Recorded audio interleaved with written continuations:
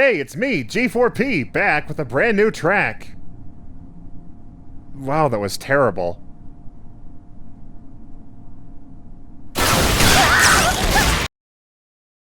We've got a triple feature on our hands. Today we're talking about Sunohara, Yookeenay, and Misae. Bit of an abrupt intro compared to what you're used to, but it's been 3 whole routes, let's just get to it. In comparison to Kyo and Tomoyo, these 3 routes have a much more coherent presence in the anime. Each of them get a few episodes right at the beginning of the show's 2nd season dedicated to them, and this segment comprises the first third or so of Clannad After Story. Again, the TV show, not the long and elaborate story arc that leads up to the game's final conclusion. With us covering 3 routes this time around, we're leaving out a good chunk of the smaller details in favor of highlighting how each of these routes tie into the bigger picture of Clannad in as quick and comprehensible a fashion as possible. If you want more of that kind of thoughtful meditation on what each of these stories has to offer that you've come to expect from me, allow me to turn your attention to a frequent commenter and friend of the channel, Totoram. I assume most of the people following me are already aware of the work he's done, but if you aren't, you can rest assured that you can safely watch his videos without spoiling too much of what I want to talk about. The way we've covered Clannad up until now has been pretty different, and the final takeaway I have of Clannad is also very different from what I saw in his videos. Not to mention the fact that our sense of humor is not at all alike. Did you really need to sniff your own dirty socks to prove a point?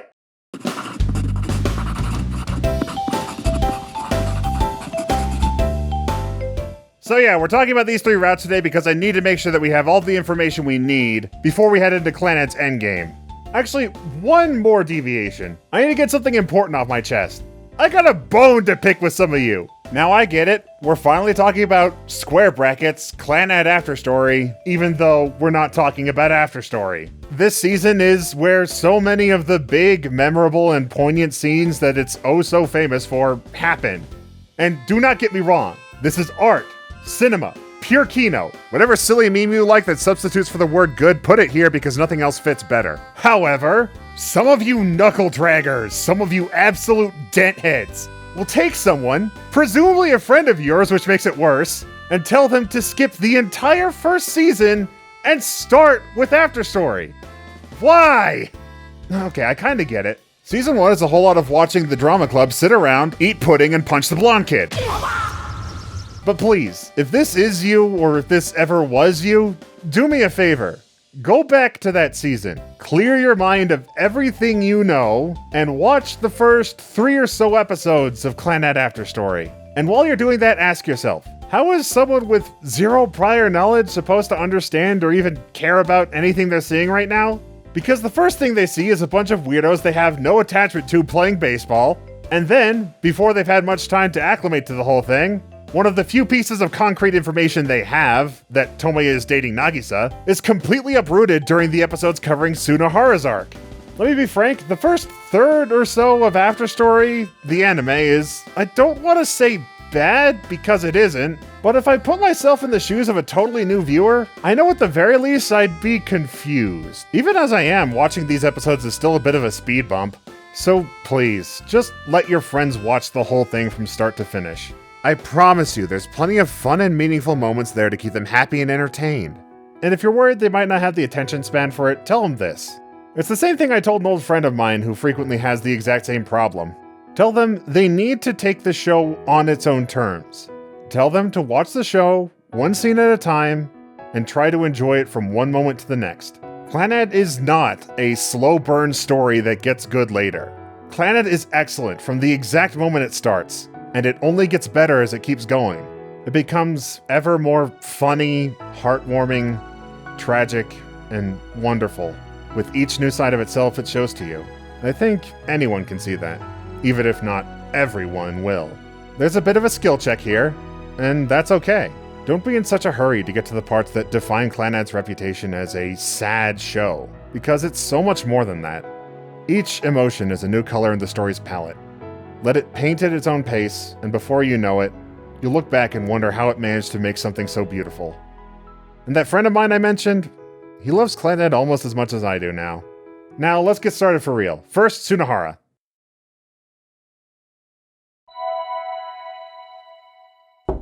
Nagisa. Nagisa. Nagisa. Yeah, what is it? Benzakaba. Engine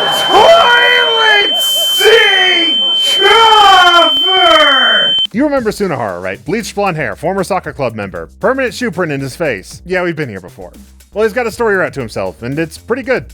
I like that there's more to Sunohara than all of, you know. Now don't get me wrong, I love seeing the innovative and fascinating ways Sunohara manages to get himself injured. Help me! But as someone trying to push this thing as something with a lot of substance to offer, I'm glad I can say there's a whole lot more to Sunohara than just slapstick. All that said, a lot of the early segments of his route are exactly what you'd expect. The only difference being Tomoya seems to prefer inflicting damage to Sunohara's soul over directly causing him harm. You know, Clannad may only have like 5 jokes, but the variety with which it tells all of them is pretty staggering. One thing you could do during Sunohara's route is come across this scene with Yusuke, who you might remember as Koko's fiance in part 2. I don't really want this. In a vacuum, it's not that big a deal, but a lot of the information it establishes comes back into focus during Afterstory, so I definitely think it's worth at least pointing out. Believe you me, I will have a lot to say about this guy, but now is not the time. You'll get your chance eventually, Music Man. Now, the real schmeat of the story, why did I say it like that? Doesn't really come into play until April 23rd. That's when Sunohara's sister, Mai Sunohara, shows up. Tomoya's first instinct upon discovering that there is indeed a second Sunohara is to assume that she's some kind of horrific bipolar Cronenberg monster. Which she isn't, but given what Tomoya has experienced up until now, I could definitely see why he'd come to that conclusion. I mean, consider the implication that Sunohara's problems aren't genetic and that Sunohara represents some fundamental aspect of the human experience that we all share. It is somewhat unpleasant to consider, isn't it? As siblings, their relationship is hard to summarize. When they were younger, they were inseparable. It was Sunohara's responsibility to look after her, and he took to the task with enthusiasm. But when you look at him now, responsibility is the last word that comes to mind. And Mai is gonna be here next week. He's got too many problems to fix in one lifetime, let alone 3 days. So we've got no other choice. If we want her to leave with a good impression, we'll need to resort to deception. Commence Operation Convince one of the poor female students to pretend to be Sunohara's fake girlfriend. Trademark. First up, let's try asking Kyo. It doesn't work. In fact, I don't think it's all that surprising to say that nobody seems all that interested. Not that his methods are helping him all that much. No, the world of high school is too cruel and unforgiving for us to have any hope of making any progress here. Our hope lies elsewhere. The only person kind-hearted enough to tolerate Sunohara for a weekend is, of course, Nagisa's mom.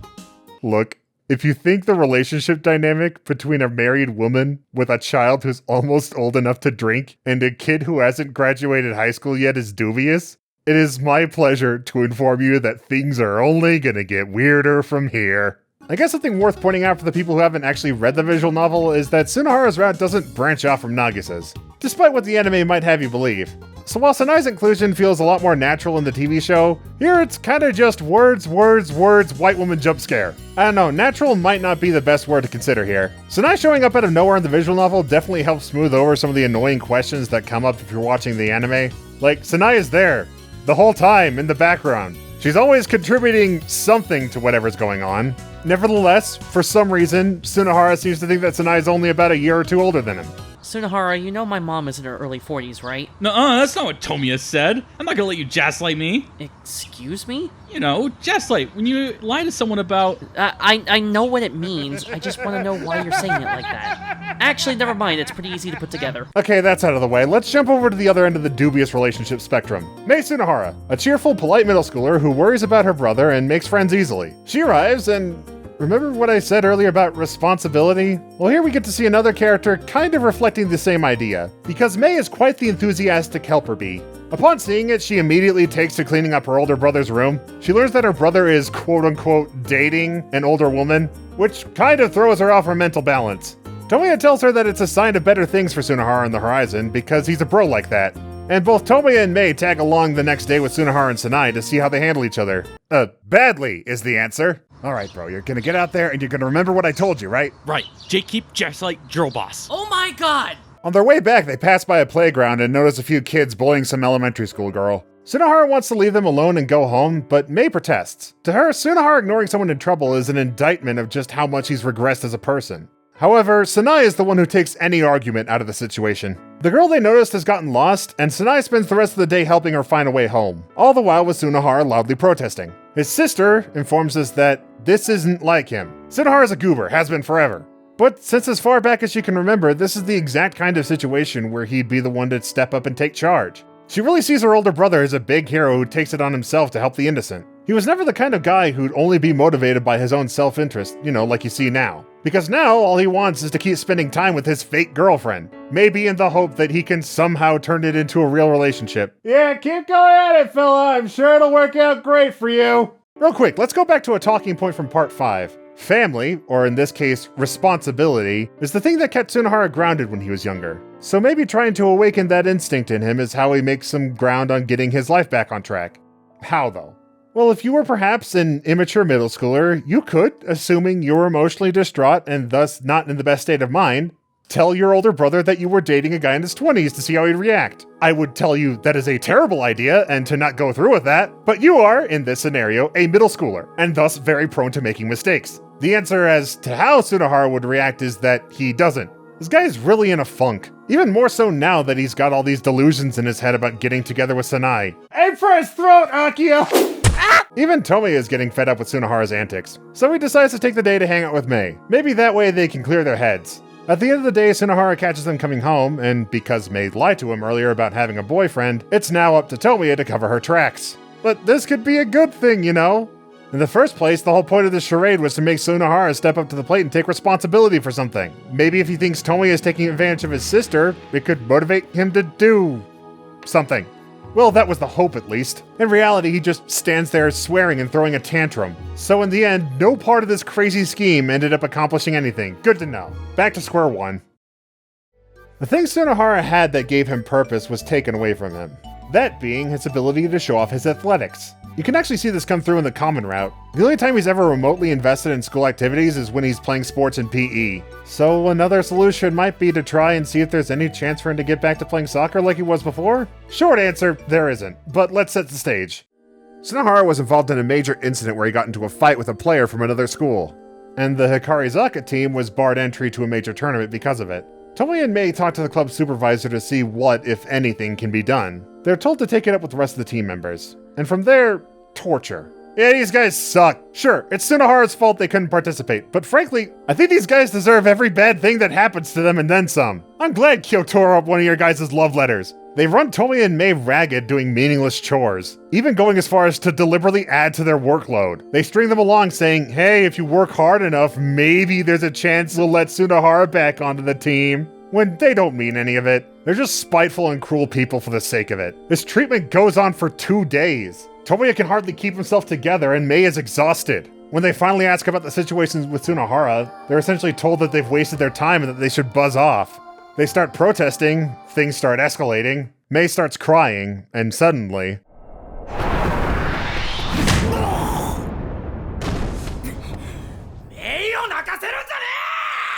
He's so cool. And after a satisfying and long overdue smackdown, Tomoe and Sunohara get to talking. Tomoe is still steaming. After all, how could Sunohara leave his sister out to dry for so long? Alone. Together. With some creep. And the answer as to why is because it's Tomoe. But I don't think that matters. Sure, Tomoe is a pretty good guy, but he's really just a bystander. I don't think Tomoe's absence would have dissuaded Mei from working herself half to death for 2 days for the soccer team. The point is that Mei is Sunohara's responsibility. And when Tomoe and Sunohara come to blows and Mei puts herself between them, the message really hits home. The siblings embrace and you finally see true joy on Sunohara's face. The kind of joy that can only come from protecting the people you're responsible for. またかよっぽど好きなんだな。一番好き。よし。でも夜だから小さい声でな。The next day, the time comes for Mei to leave town, and the conversation she has with Sunohara really hits home to me. I'm blessed to have a pretty tight-knit group of friends. People I've met throughout the years that have come together into something of a second family for me. You've actually had the pleasure of listening to a few of their voices. But most of the people from my high school days are long gone. Everyone except one guy. We didn't even go to the same school. We ended up making friends when we ended up together as roommates for a summer camp one year. It feels like no matter how much time we spend apart, we can still come together and pick up where we left off, as if a single day hasn't passed since the last time we were together. I know if I were in trouble, he'd drop everything he was doing and be there in 5 minutes. Honestly, I could say the same thing from all of my other friends. I don't know what I may have done to deserve these relationships, but I try to remind myself every day that the friends I've made are treasures I wouldn't trade for the world.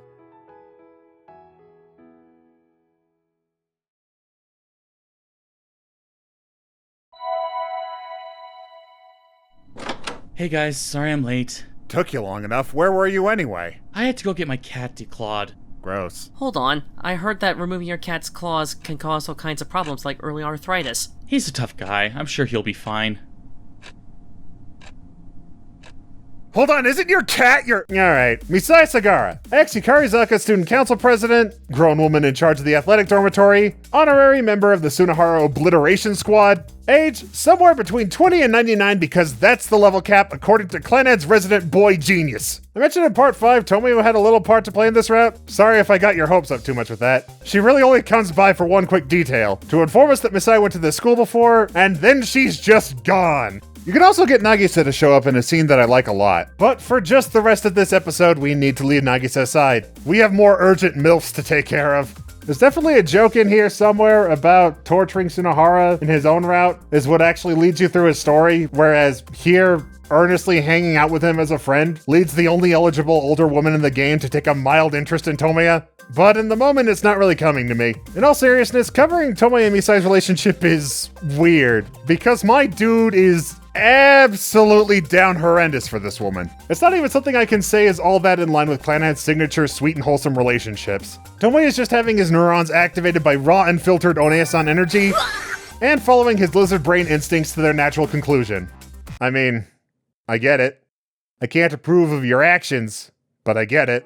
I won't bore you too much with the intimate details, because frankly, Tomoya and Misae's relationship, or lack thereof, isn't really what we're here for. The truncated version of events is that Tomoya becomes interested in a guy Misae used to be into, so he sets up an elaborate scheme in order to get her to spill the beans. It doesn't work and he just ends up making her angry at him. But he does get his information, albeit in a rather bizarre fashion. At some point he ends up falling asleep in Misae's room, and while he's sleeping, he's shown a rather pointed vision from some source. We aren't exactly sure from where yet. This is the enigmatic Katsuki Shima, a boy with a story. He spent a long time stuck in a hospital bed, and a chance encounter with Misae several years ago left a big impression on him. And now he's here, several years later, in Hikarizaka High School on a mission. He feels like he needs to make things even with Misae. And his ability to do so comes in the form of an object he says he has. An orb of light that can grant a wish. Wishes. Wait, hold on, I've heard this somewhere before! Thing is, his presence here causes some problems. Misae's been crushing on this guy she knows, and when he sees Katsuki, he assumes the two of them are dating. And all this business about granting a wish only serves to frustrate her even more. The frustration doesn't linger for very long, though. Misae has a habit of doting on random strangers, and Katsuki is no different. She may protest about it, but it's obvious she likes having him around. Good thing too, because the guy she's crushing on has a girlfriend. She takes it pretty well, all things considered, but I gotta point out something for the visual novel, because it actually kinda made me mad. The guy is too much of a wuss to let Misae down on his own, so he delegates the task to Katsuki. Okay, not good, but this is like, still something normal people do. I can shrug my shoulders and let it slide. It's what happens afterward that gets to me. He passes by Misae and Katsuki and intuits that Katsuki is delivering the message and shouts, "Hey, the two of you want to join us for a double date sometime?" Like, dude, that is not cool. You can't four-way mix someone's emotions like that. But hey, Katsuki, look at the bright side. The girl you like just got a hard no from the guy she likes. You got an opportunity here. ほら、シマ君。へこんでないで前向きに考えましょうよ。ね？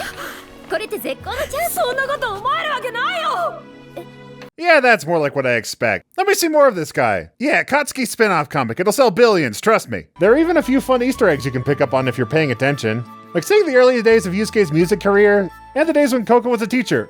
Wait, hold on a sec. If she's a teacher right now, and Yusuke is in a regular uniform, then... Oh, I'm beginning to notice a pattern here. Eventually, Misae settles on a wish she wants granted. Symbolically, it means she reciprocates Katsuki's feelings. But something strange happens after this. He doesn't show up anymore. But the game makes a point to draw your attention to a certain... someone. A cat. Misae's cat. With an internal monologue and fully formed sense of sapience. If it isn't obvious by now, Katsuki's the cat. He's actually been a cat the whole time. He used to belong to some boy who died in a hospital. The boy's last wish was for his cat to deliver the light orb to a girl whose encouragement meant the world to him. Along the way, he developed a greater sense of himself and fell in love with her. Now his wish is passed along to... Where's the light orb cutscene? Give me a sec. Port over it, ignore Ryo, help out Nagisa, bail out, behave very uncomfortably, Tomoyo route, Tomoyo route, Tomoyo route. May 11th, here we are. That's definitely weird that you finish Misae's route in a totally different part of the game, but I've got something to say, and bear with me for a moment. Tomoya shouldn't know any of what he's talking about here. In this sequence of events, we never saw any of that little flashback arc. But he still has some vague awareness of what happened. So what does this mean for everything else? I'll tell you that it definitely means something. But what it does mean is a bit too big to be squeezed in here. We're going to need most of an entire episode to do it proper justice. Let's leave Misae's route off with this. The good people you find in life may feel transient, like they come and go without any rhyme or reason. But they're always around in some way. The memories you have of them will persist in spite of the years that pass. And with that, they'll always be with you, even if it's not always in the way you prefer. よしそれじゃ行こうか行ってきますって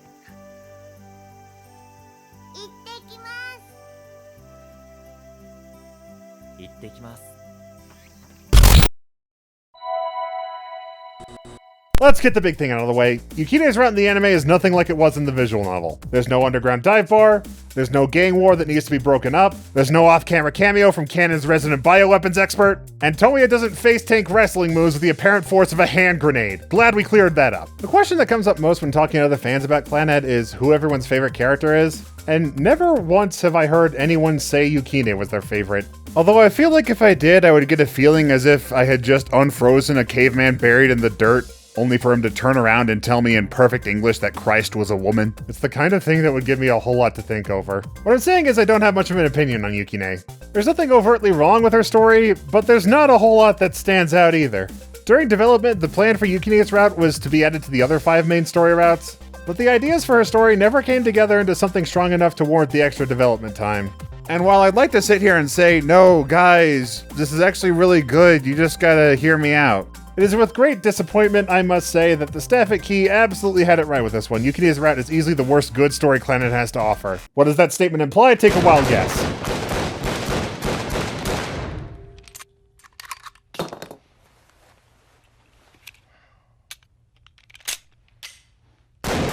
All that said, what I cannot tell you is that Yookeenay's scenario is a waste of time. It makes painfully salient many of Clannad's most important overarching story motifs, and in the anime provides crucial foreshadowing for after story's ending. Let's start from the beginning.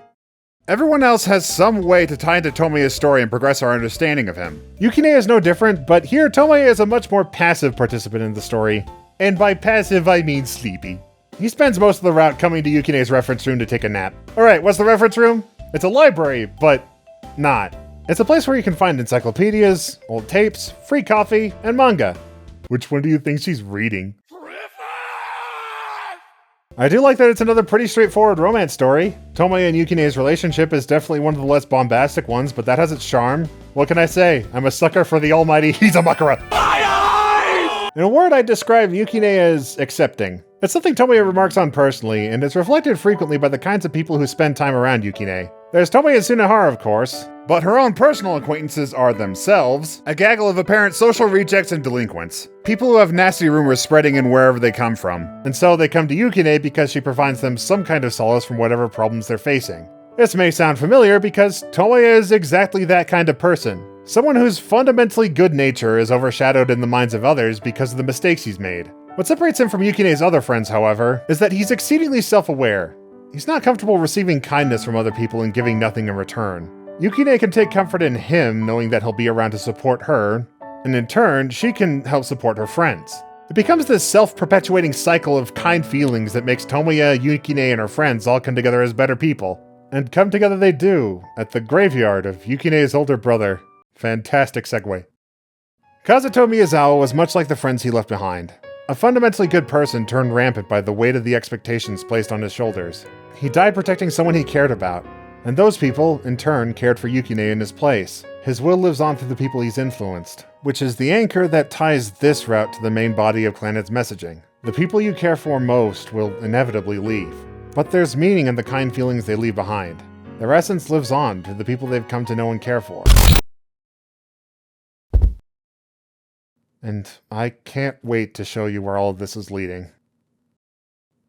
Continued in part 7.